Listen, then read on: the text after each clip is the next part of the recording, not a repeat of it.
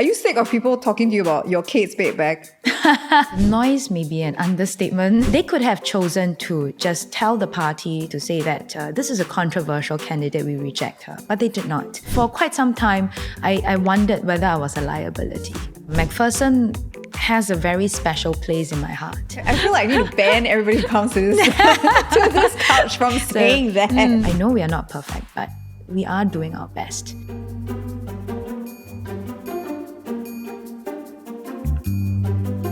Welcome back to The Usual Place. My guest on this episode entered politics about 15 years ago, and she might just be one of the most talked about PAP politicians in that time. Now, from becoming Singapore's youngest MP in 2011 to being the spotlight for different issues, Ms. Tin Pei Ling has weathered the highs and lows of public life. So today on The Usual Place, I want to find out what's next for her in her political career and how her past experience has prepped her for what's to come. Welcome to the show, Ms. Tin. Well, hi, nice to meet you. I think you know where I'm going with my first question based on what I said earlier, but are you sick of people talking to you about your Kate Spade bag? Actually, now I'm quite chill about it, so I'm happy to talk about it. In fact, this has been auctioned off for charity purpose in my first term. I can't exactly remember the exact year. I think maybe 2012 or thereabouts. So Aware reached out to me back then, asking whether I would be happy to offer my Kate Spade back and have it auctioned off for good reason. And I thought, yeah, why not? It's to support women who may be in a disadvantageous position. So I happily offered them. And so it was auctioned off that year. And I'm happy to say that I think it fetched a pretty decent price. Yeah. Well, when that episode happened, you were running for office, and there was a fair bit of noise online. Like people were questioning your readiness. I saw even a petition asking you to run in your own SMC to prove your worth, right? And over time, you've actually become known for your groundwork and presence in MacPherson SMC. Were you conscious of the shift in perception, or do you feel like you still have a lot to prove? Noise may be an understatement. Personally, I thought it was pretty overwhelming in 2011. It was what it was, but I think at that point in time, it was extremely trying for me personally.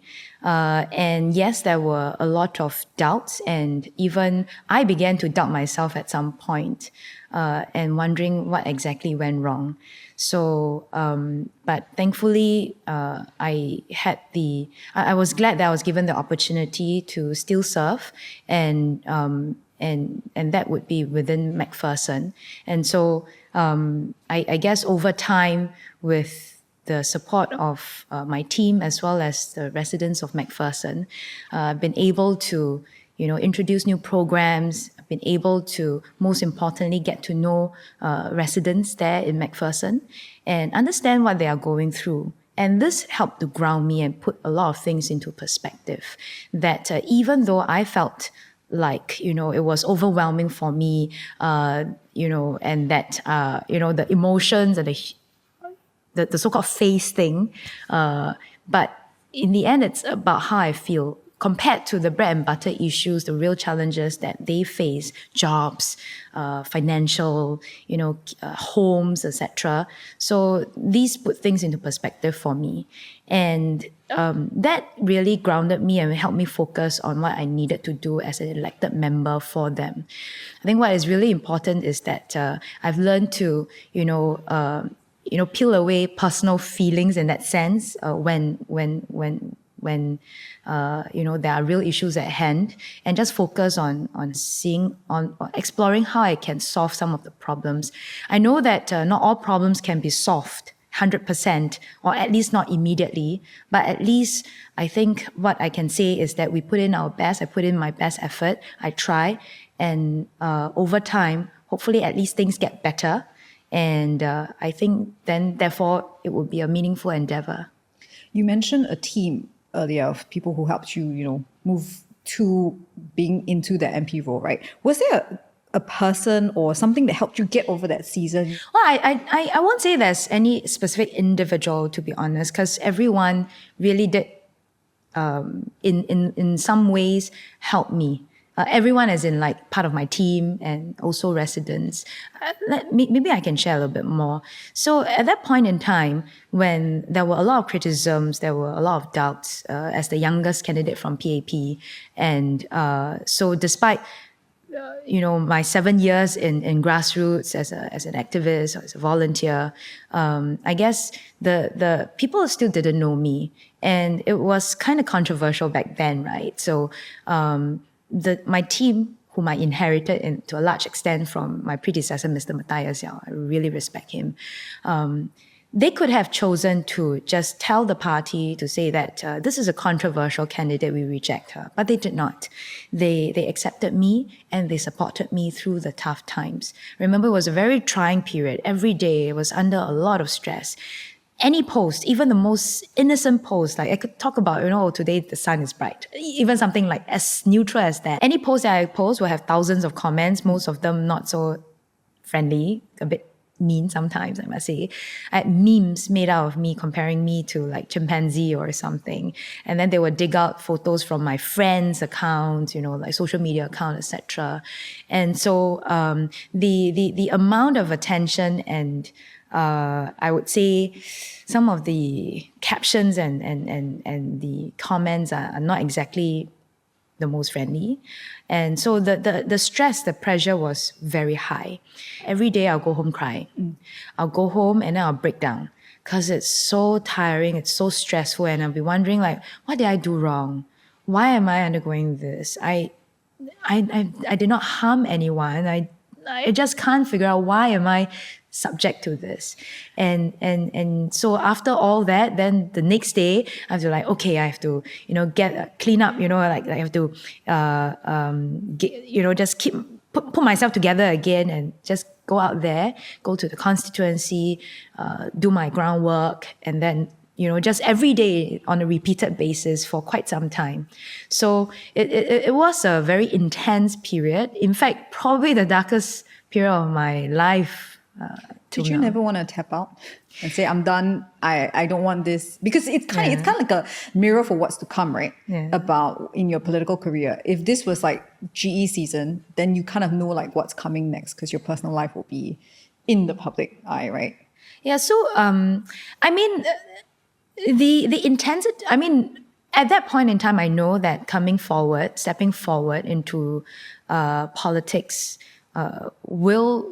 coming along with it would be public scrutiny. So that rationally, I understand. And to some extent prepared for it. But the intensity of that was something that was not quite expected. And so it was quite an impact for me. I think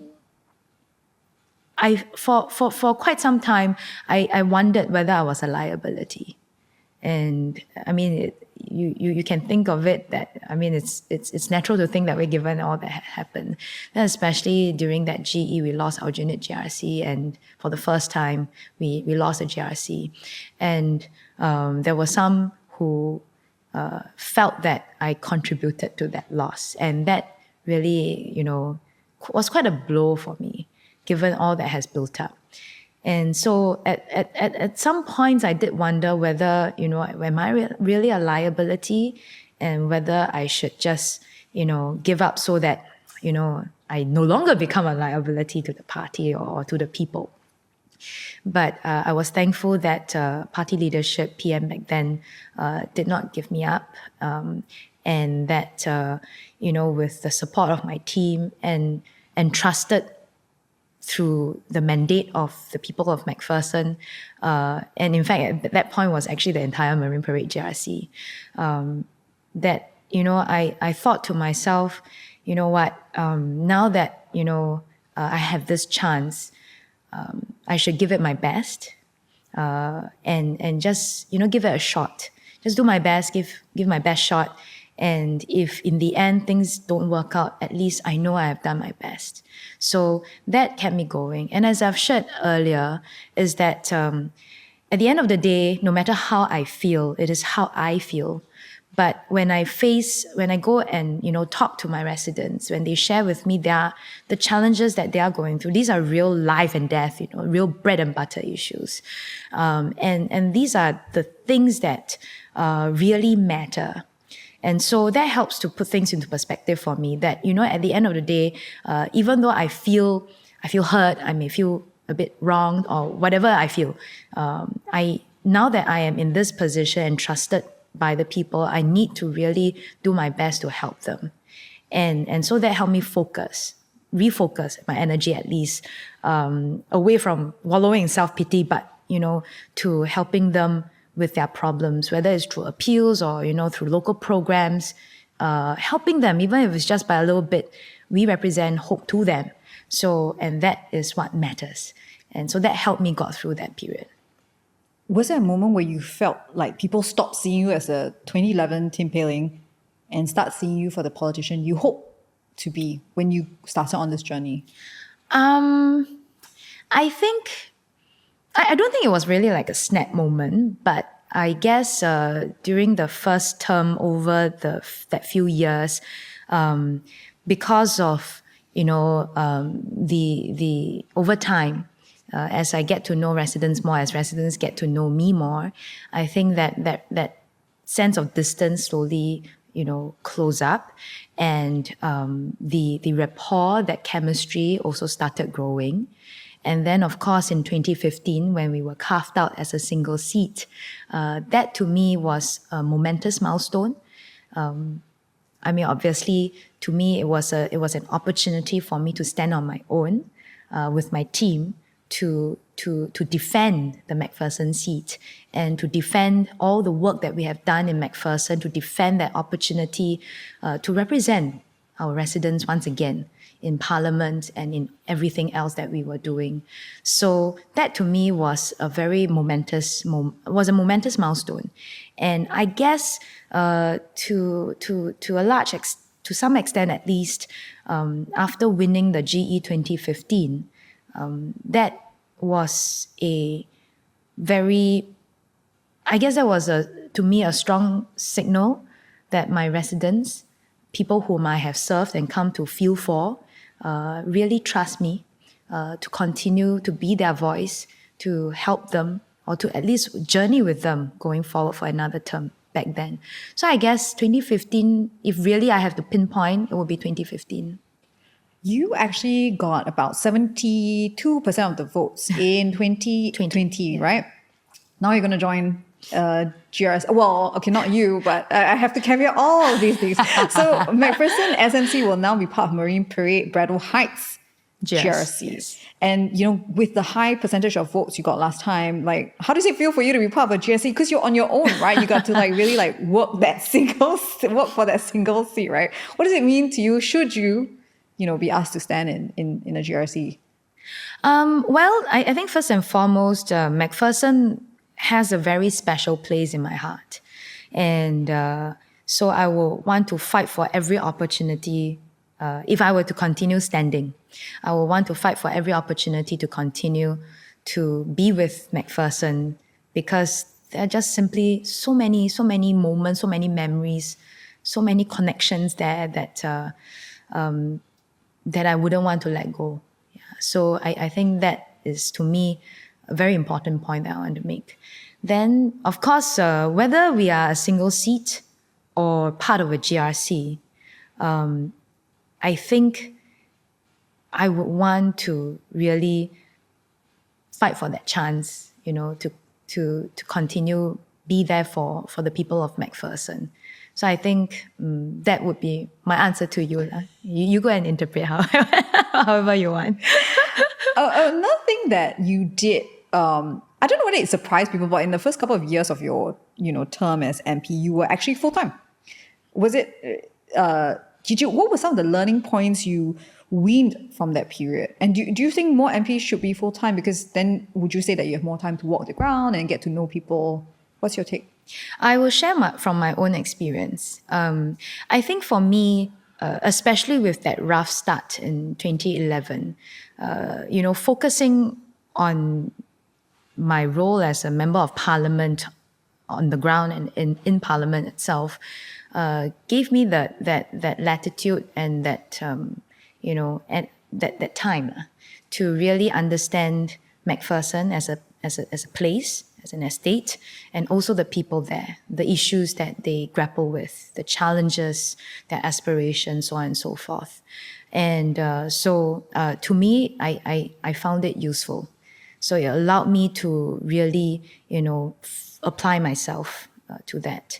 And this is despite me being 7 years in grassroots, but that was in another constituency. So to me, that was helpful for sure. But as I grew, as I served, and as I grew, I also realized that after a while you get into a certain momentum because you have built your team, built your processes, you've grown familiar. Then you start having a bit more capacity. As with any learning, at the beginning, it's obviously tougher. But after a while, learning continues, but you find yourself having a bit more capacity. And I felt that I wanted to continue growing and see what else I can, do or learn. So after 2015, I looked at what are the other things that I could do? I chanced upon opportunity to return to the workforce.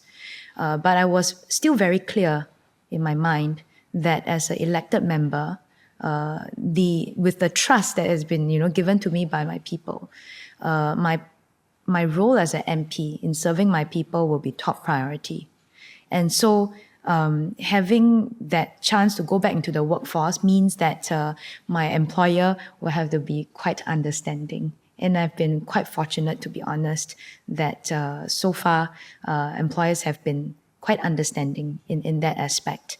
But I will also say that having this professional side or professional job, if I can put it this way, is also very helpful in terms of helping us to execute or fulfill our responsibilities as MP. Why do I say that? It's because our parliament is a national one. Unlike some other larger countries elsewhere where they have different tiers, like state level, national level, we are just one unicameral parliament. It's a national one. So we don't only just look at municipal issues, which are of course important to the daily lives of our people, but we also debate national legislation, things that impact the industry, things that impact Singapore as a whole on the international stage. Now, if we don't have that real life industry professional experience, if we are not out there really experiencing it, the ups, the downs, the thick, the thick and the thin, and talking to peers, in the professional space, I think it would actually be a lot tougher to really debate these issues and give and offer our viewpoints in Parliament.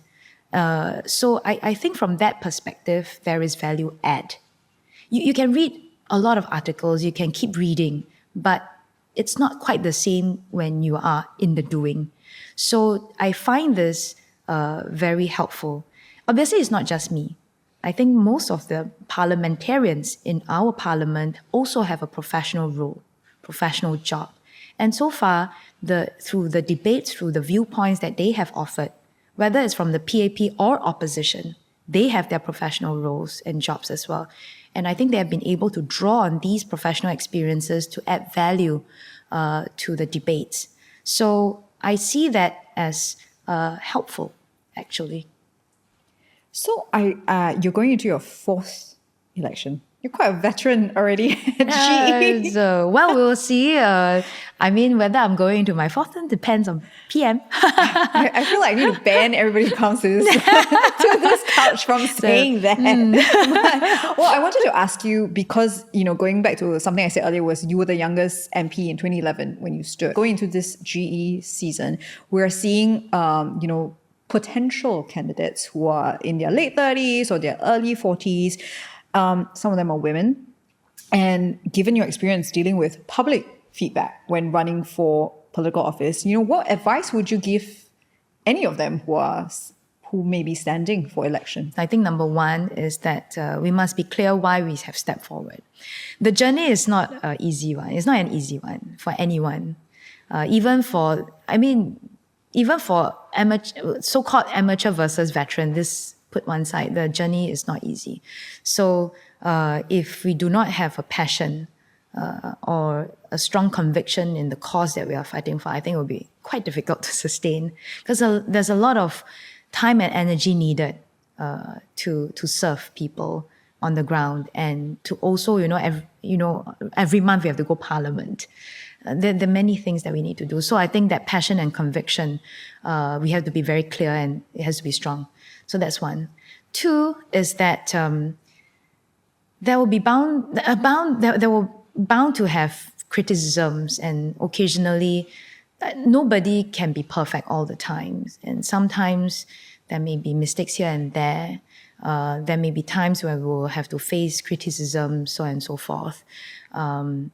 I hope that, new joiners in that sense will be mentally prepared, and that don't beat yourself up too much, but you just have to be mentally prepared that this may happen, and just stay focused on knowing what is it that we are in here for. And I think eventually things will get better, and so just press on. So I think these two are, to me, most important. Everything else, I guess, just part and parcel. So you made a very big caveat just now, should you stand? So I also will caveat, if you stand and get elected again as an MP, would you see yourself being groomed to take on positions in the government? Because you used to be the CEO of Business China. Your predecessors were also Ms. Sun Xueling and Josephine Teo, I want to say. And they are also now in government. Will we see you in government? Well, I think on the Business China part, right? So there's nothing that says that just because you are CEO, you will be. So I think that let me put that to rest. Following in their footsteps, is this something that you want to, as in, is a conversation with your boss? No, so I don't think I will be having that conversation with him, because I think for me, my main objective is to make sure that I do my best as the voice and the representative, as the elected member of my constituents. And to me, I think that is topmost important. Otherwise, why stand in the first place? Then whether I take up a political appointment or I continue with other roles elsewhere, that one, I mean, in Chinese we say 随缘啦, let fate be. Honestly, for me, I just want to make sure I do a great job, or do my best to be the elected member for my people, because there's self-pride, and also very importantly, over the past 14 years, there are many connections and many emotional attachments that I have with the people. Like recently, I posted on my social media the story of Madam Tan. We have shaken hands with each other more than 110 times, closing to 120 times already. So that sense of familiarity, to me, is very precious. That moment when someone looked at you and they're genuinely happy, and then smile at you, or when they were at their lowest point and I was there for them, even though I can't solve that problem then, but to give them that hope, that moment of warmth, and that when they get so emotional and tear up because of that, wow, I tell you that impact on me is for real, man. And nothing can replace that. Nothing can replace that. And that, to me, makes it all meaningful and most worthwhile in this entire journey. So whatever the other things are, I think this one is the most important for me. Well, you are not in government. Yeah. For now. I'm not trying to insinuate anything. This is how I get in trouble. Yeah, but you do chair the Government Parliamentary Committee for Digital Development and Information. And in 2025, you said that the committee aims to further strengthen the security and safety of Singapore's digital space. Are there specific areas do you think Singapore can do better, in particular to keep our online spaces safe and also civil, as you would know firsthand? Well, I think first of all, we all know that we are going into the digital future. It's inevitable now. It's not something we can escape. And our young are basically growing up in this environment. They're digital natives. Unlike us, at least we moved from analog to digital. So we had that shift. So for our kids, it's pretty much from day one. And so if we look at the real world, the so-called analog world, the real world, there are a lot of things that are in place to keep it safe and secure. And likewise, I think we should also ensure that online space is safe and secure for our young as well. Because in the end, if we want to ensure that Singaporeans, whichever generation, are free to express themselves, are free to pursue their interests and aspirations, then we must make sure that no particular group will assert themselves so much that the others are shut up. And also, we must also ensure that those criminals, don't also make use of the digital space or loopholes to cause harm to others. And so, from that perspective, there are a few things that I thought the government has been doing and that we should continue to do. First of all, I think we have, we started off with, education, educating the public, raising awareness, encouraging everyone to, keep the online space, safe and civil in that sense, so that everyone has a chance to express their views. We also try to increase public education to remind everyone about the opportunities, but also the risks that come with it, some of the things that they have to be aware of, scams, frauds, etc. We also, encourage people to exercise caution so that, we don't inevitably become bullies, in that sense. That's a bit of that softer side. Then there was the online code. That sets out some of the guidelines, the do's and the don'ts. Then I think we also have legislation, which is, I think, the most powerful, because legislation basically gives teeth to agencies to come in to act in a timely manner to stop harms, from further exacerbating or causing further damage to innocent individuals. And I think even recently, I think that has been strengthened so that platforms or some of these social media providers cannot say that they have no part or no responsibility in this entire endeavor, because the fact is that every stakeholder has that ability and that responsibility to help keep the space safe and secure for everyone. I also know that the government is also actively working on, international cooperation, because online space is not something that is domestic here. It goes beyond boundaries or geographical boundaries. It's pretty much global. And so international cooperation, whether it's between government or even with the private sector, becomes important. And I think this too also has to, continue. And I guess the more people, the more stakeholders believe and are aligned with this, then the better it is. It is not about censorship. It is not about curbing, that freedom of expression. In fact, I really feel that all the efforts that are in place here is actually to encourage or allow freedom. Because, as I mentioned earlier, if a group of actors or individuals, because by sheer ability of tech,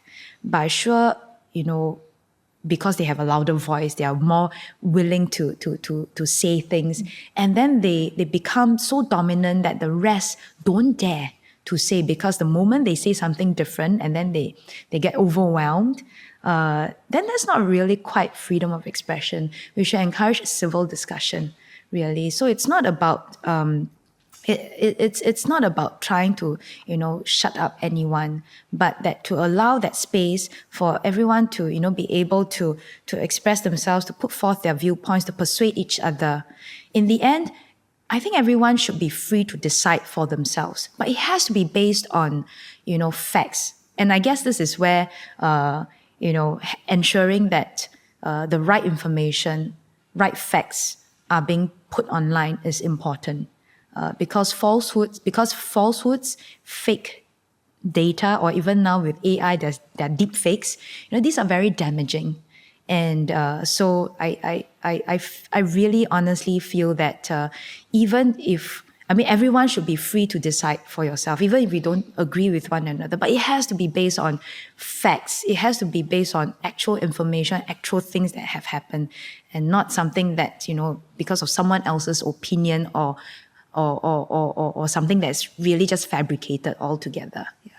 So you're a mom of 2 boys. Yes. How much of what is out there on the internet actually scares you if your children get access to it? Because you must discuss it in the GPC. And, is there anything where you're like, oh my gosh, if my children get their hands on this, then it really worries you?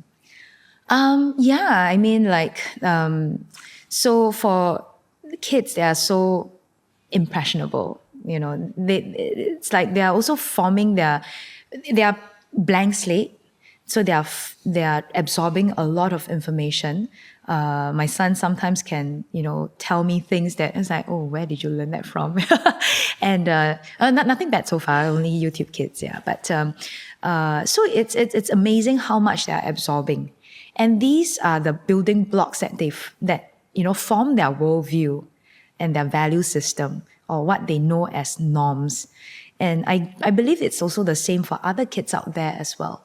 So I think as a parent, and I would like to also think that all parents would want to ensure that our kids grow up with the right values and the right worldview, so that in the future they become responsible citizens of the world.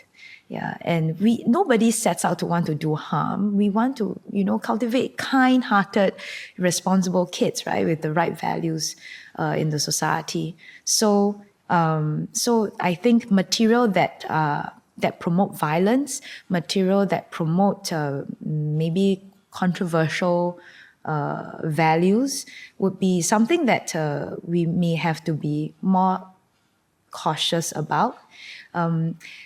I'm not sure whether it's really possible to really say that we stem out all those so-called questionable material, but at least there is some filter, that's one. But more importantly is for us as adults or as a broader society, how do we guide them or teach them, how to discern what is the right information for themselves? How do you critically think about the issues or the stuff that has been presented to you online, and what are the absolutely do's and don'ts, so that, over time, hopefully they learn how to process these material on their own and, be the right person or to be a right, and be the kind of citizen that we hope to see in the future. Yeah. Are there any ground rules that you have for your kids when it comes to the internet? So there are things that I don't allow them to have access to. But this is you putting on the parental controls, or that's you right. just tell that's them? Right. Okay. Yeah. So at least for now I can. And hopefully we teach them enough so that next time when I no longer, or that they somehow find a way to bypass me, that when that day comes, and even if they might have been accidentally exposed to those questionable material, that they will know how to process it themselves. Yeah. Do you have conversations with them about what's out there on the internet that they shouldn't be looking at their age, or? So occasionally, or when the opportunity arises, so we'll try to tell them that this is not how you should do. Sometimes some even cartoons or animations can be quite aggressive or violent, and with guns and everything. And killing, basically, right? So we'll try to tell them, look, this is not healthy. I hope you don't grow up thinking that harming someone or hurting, or trying to solve problems through aggression is the right way. This is not the right way. This is just a drama, and there are rules, there are laws, and we should be, we should be law abiding. But most importantly is that violence doesn't solve everything, and that as much as possible we should learn to be compassionate and kind. Try to think about others. You wouldn't want someone to hurt you either, right? So through this kind of conversations, trying to guide them in terms of how to process this. But I must also say that I'm thankful that within the school, teachers, have been also trying to teach them about, cyber etiquette, the do's and the don'ts, what's online bullying, so on and so forth. So I know that these have been, that there are dedicated time slots, and effort to teach the kids about these topics and issues, because sometimes when they come back, they tell me, so I know that this is being discussed. So I think with from different angles, the multi-pronged approach in that sense, I think is helpful. Yeah. I heard your mom voice there a little bit. I was like, yeah, don't look. But worrying. It's very worrying. Yeah. So we've spoken about your role as an MP. I want to ask you about your professional role because, in the past few years, your career moves have actually garnered public attention, especially since the first two stints were just under a year. So you were at Grab first, and then you were at DCS Card Center, and now you're at Metacom. Yeah. Were you concerned that those moves might be perceived as job hopping or affect your credibility in any way? Well, I am aware of some of these potential concerns. Well, for me, I think if depends on how people view me. I think if they are looking at me as a member of parliament, I have been in MacPherson for 14 years, and I continue to be committed to the people, to my residents in MacPherson. Now, professionally, I think it's probably not just me. I would like to think that there are others out there who, who may have opportunities that arise or may have various other reasons why they want to make a career move. And so these are personal reasons. But for me, at the end of the day, it's also about professional and personal growth. So I don't want to belabor the reasons, but I'm thankful that currently I'm in a space that is exciting in fintech. I'm learning a lot. And I also am very excited to have the opportunity to contribute to the company as well. And I'm thankful for my colleagues and my boss for giving me that confidence and giving me the space as well to fulfill my responsibility as an elected member of parliament. Do you think the attention was unwarranted? Because there were news articles about every one of your moves. I wonder why also. Yeah, because other MPs don't have it. I guess it was because of Grab. I think that was the first one which the conflict of interest came up. So do you think that it was the whole, looking at your career in the last couple of years, was the spotlight unwarranted? Well, I mean, everyone is free to think what they want to think. So if they are interested in it, I can't stop it. But as I've mentioned, I think at the end of the day, professionally, I value personal and professional growth, and I also value the opportunity to contribute meaningfully. So I'm thankful for the opportunity that I have right now. And as a member of parliament, I have remained committed to my people, to MacPherson, over the past 14 years, and I continue to hope to do so as well. So it really depends on what perspective. Whatever has happened, has happened. I mean, things happen. My colleagues may go through the same thing, but, I I don't have a good answer for why am I different from others or why am I receiving more attention than others. But it is what it is. But it doesn't affect my dedication and my commitment to the ground, to MacPherson, to what I need to do as an elected member.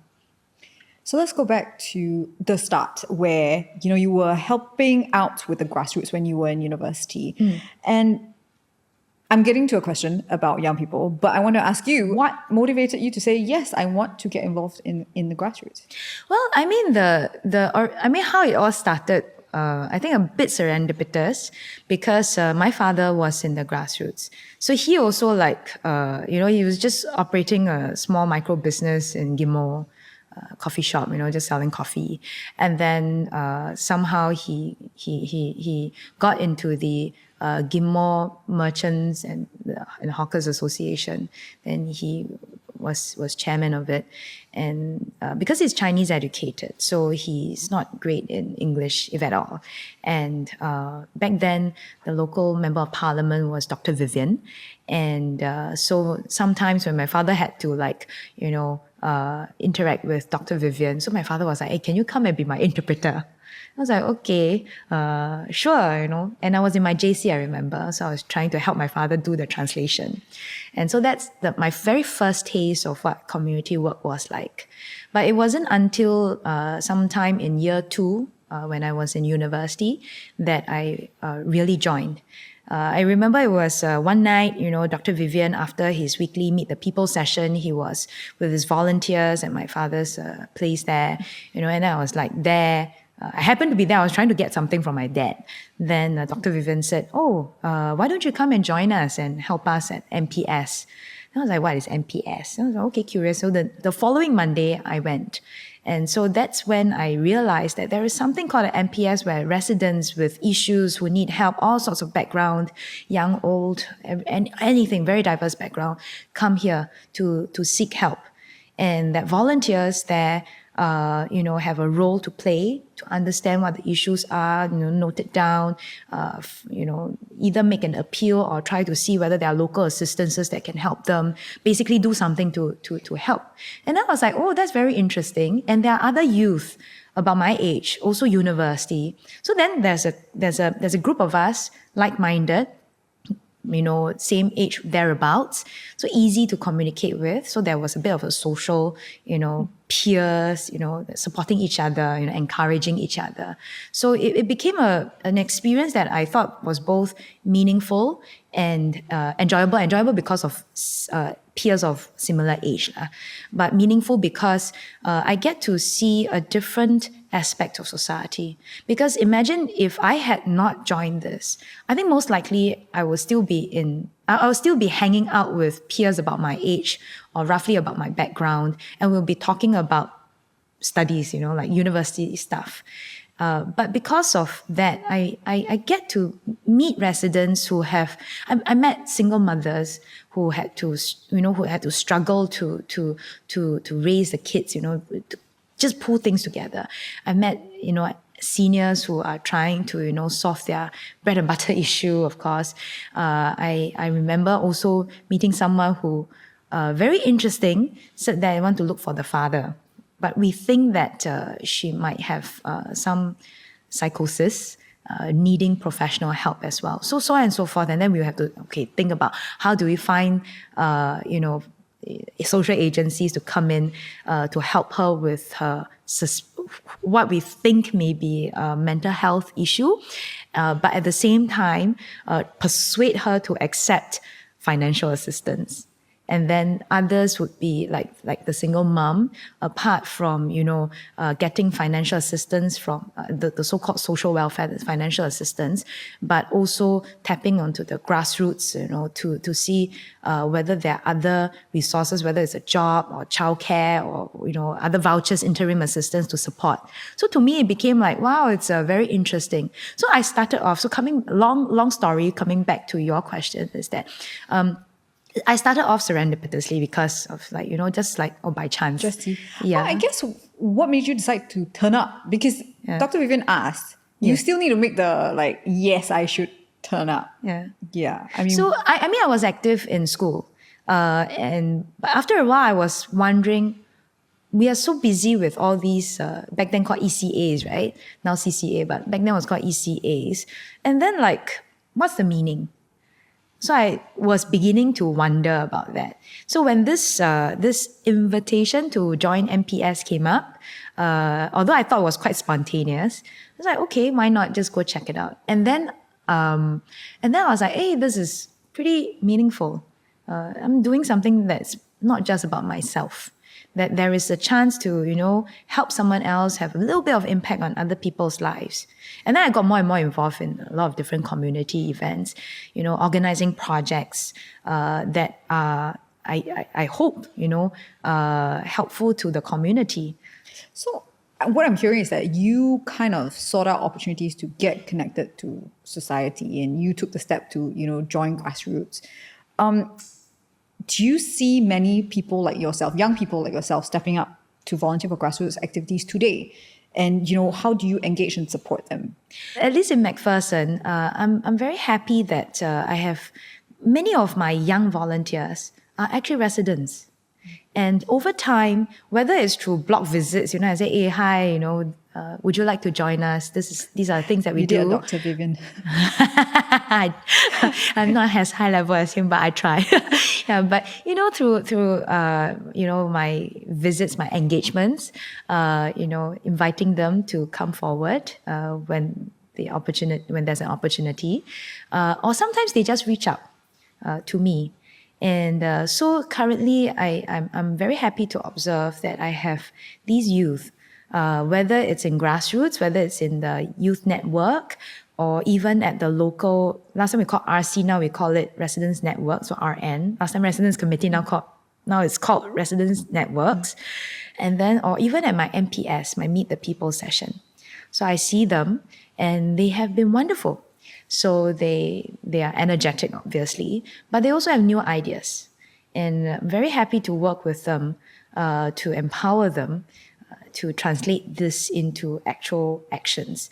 So my MPS, for example, my weekly Meet the People session is run by a group of young people. So and I would say they have been doing a fantastic job at it. And then now and then they have ideas about how we can reach out to the community, do more. So we have our regular We Care events, so whereby they will plan, they will execute, and then we go out there into the community, whether it's festive celebrations, or distribution of food rations or grocery packs, so on and so forth. I think they have very good ideas. In fact, this year, during Chinese New Year, we had one event, and I was a bit surprised that not only do they have the carnival bit, they also got one of the young volunteers, to dress up as the Taishan, the God of Fortune, the mascot. I was like, oh my. It was very hot inside, and then so we went door to door to, offer a pleasant surprise to our residents. Many are seniors, so they were very happy to see. And then one uncle actually hugged my Taishan, was a young chap inside the mascot.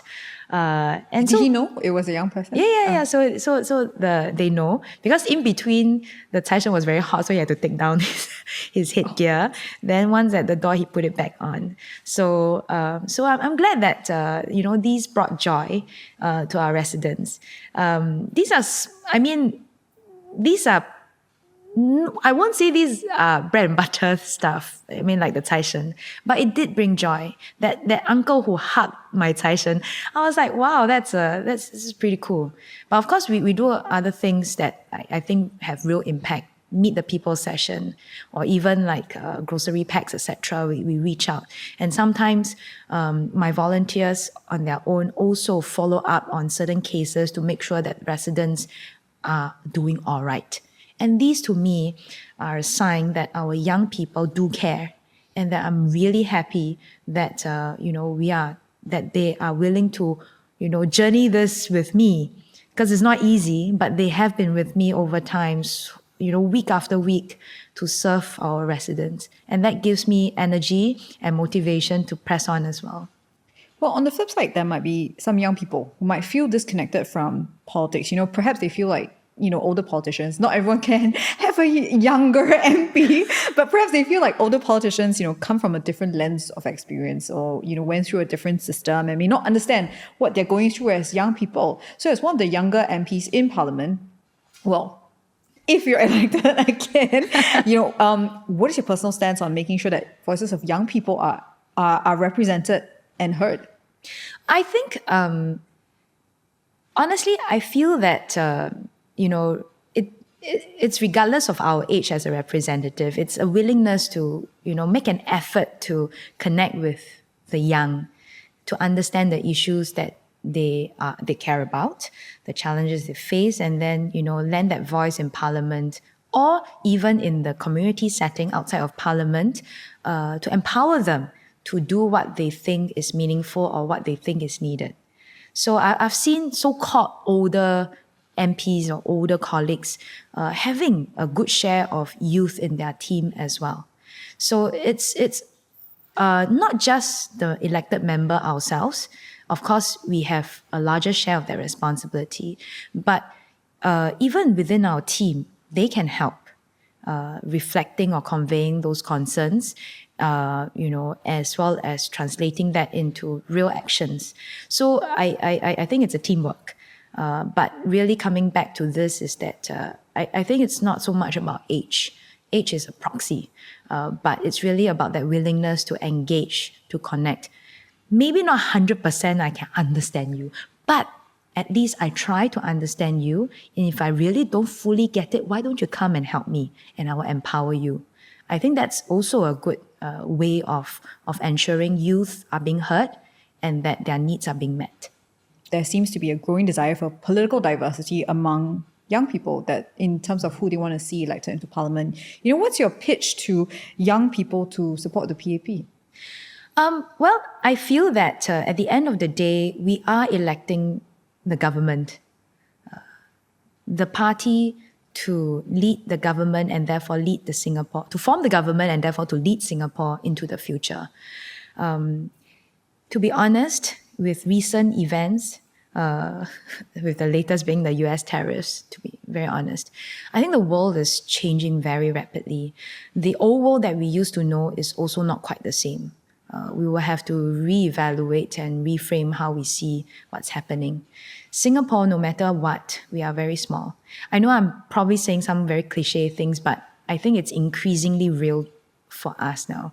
And so given all that, we need to have a government with strong mandate.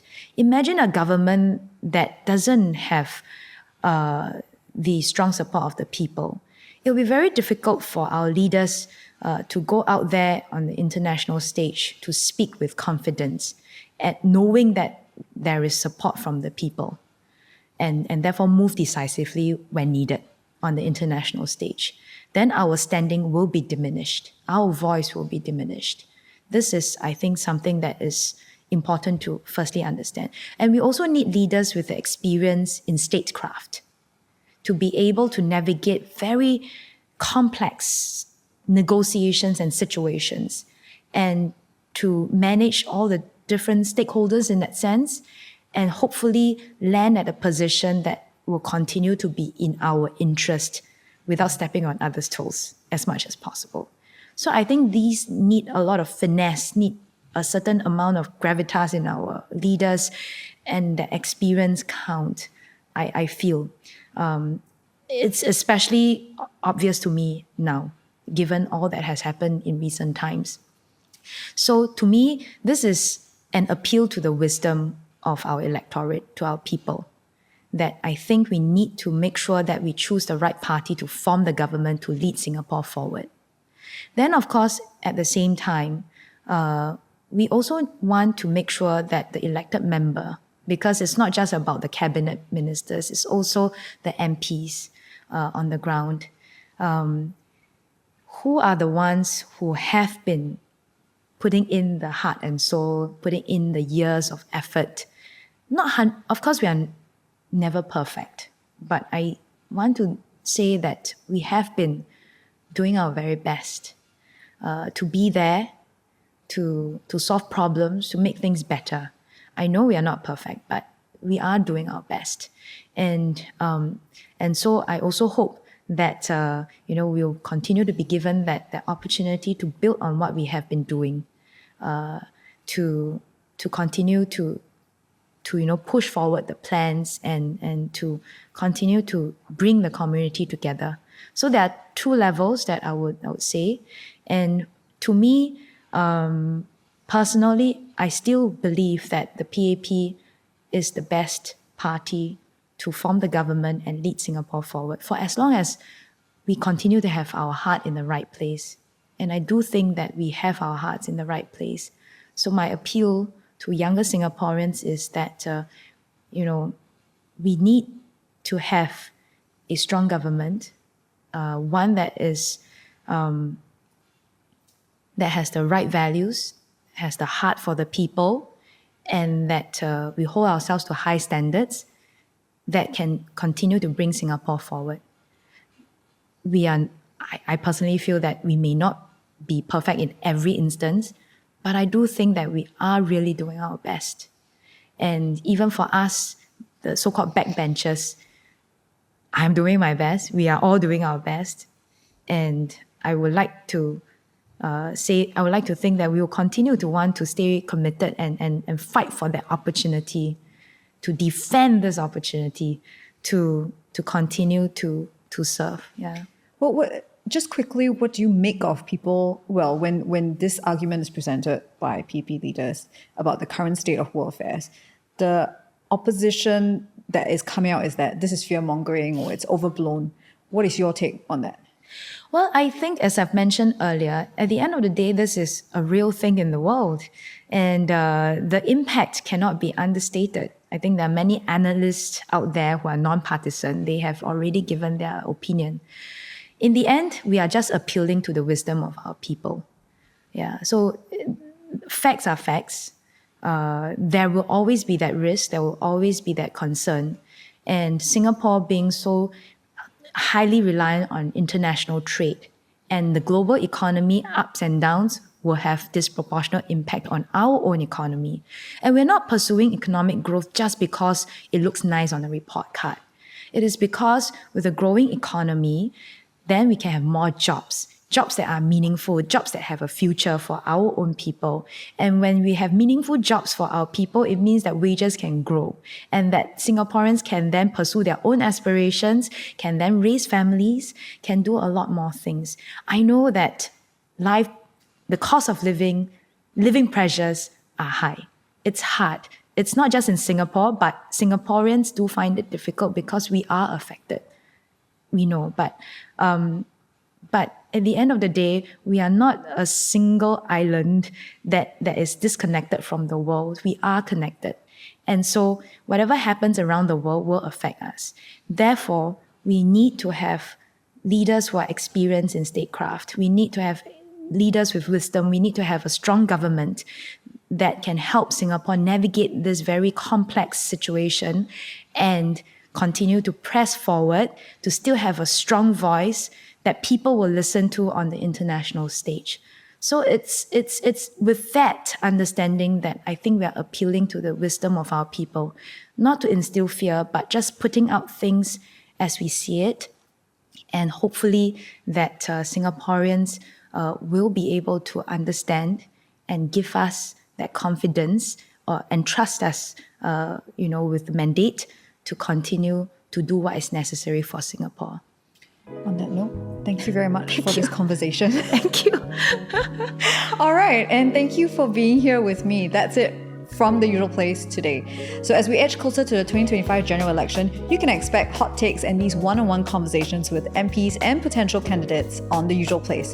So if you don't want to miss out, like, subscribe, or hit the notification bell to get fresh content. Now you can also catch The Usual Place on Apple Podcasts, Spotify, or on the ST app. I'll see you next time at The Usual Place.